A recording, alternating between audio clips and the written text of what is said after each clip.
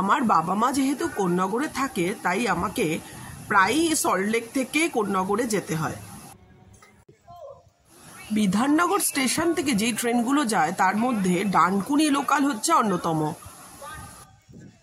তবে এই ডানকুনি লোকাল 1 ঘন্টা বাদে বাদে যেহেতু অ্যাভেলেবল, তাই ভালো করে টাইম দেখে আসতে হয়। এই যে বিধাননগর স্টেশনে বসে ওয়েট করছি ট্রেনের জন্য, ডানকুনি লোকালের জন্য। কিছুক্ষণের মধ্যেই চলে আসবে। 5:30-তে ট্রেন আছে, 5:30-এ, তাই ওয়েট করছি। আর ততক্ষণে চা খেয়ে নিচ্ছি।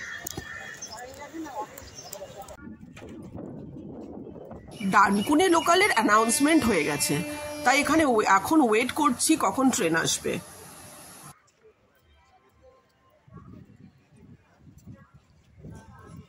ডানকুনি লোকাল চলে এলো আর লোক লাইন দিয়ে দাঁড়িয়ে আছে কে কার আগে ট্রেনে উঠবে। লেডিস কম্পার্টমেন্টে উঠে গেছি আর নিজের জন্য একটা সিটও পেয়ে গেছি।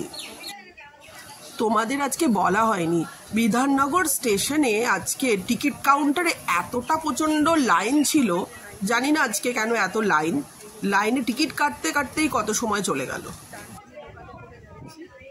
বিধাননগর স্টেশন থেকে বালি হল্ট অনলি 30 মিনিট সময় লাগে।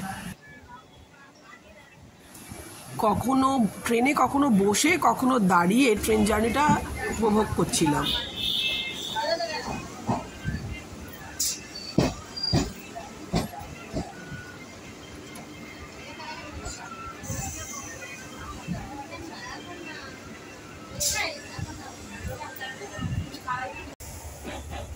ট্রেনটা যখন দক্ষিণেশ্বর স্টেশন ক্রস করে বালিঘাট স্টেশনের দিকে ঢুকলো তখন আমার এই দৃশ্যটা দারুণ লাগে। বালি ব্রিজের ওপর দিয়ে গঙ্গাটা দেখতে এত অপূর্ব লাগে, ভীষণ সুন্দর লাগে। বিকেলবেলা ট্রেন থেকে গঙ্গা নদীর দৃশ্যটা দেখতে দারুণ লাগছিল, খুব সুন্দর উপভোগ করছিলাম। তাই সিট থেকে উঠে আমি গেটের কাছে গিয়ে দেখছিলাম যে কতটা সুন্দর বাইরের পরিবেশটা। বালিঘাটের পরের স্টেশনই হচ্ছে বালি হল্ট। দক্ষিণেশ্বরের পরে বালিঘাট স্টেশন এলো। দেখো এখন বালি হল্ট স্টেশনে নেমে গেছি। একদম পারফেক্ট টাইমে ট্রেনটা পেয়েছিলাম। অনলি 5:30-তে একদম পৌঁছে গেছিল ট্রেন। বালি হল্টে, বালি হল থেকে একটু হেঁটে বালি স্টেশন যেতে হয়। এরপর বালি স্টেশন থেকে উঠে পড়লাম বর্ধমান মেনে। এই ট্রেনটার প্রথম স্টপেজ দেবে কোন্নগর।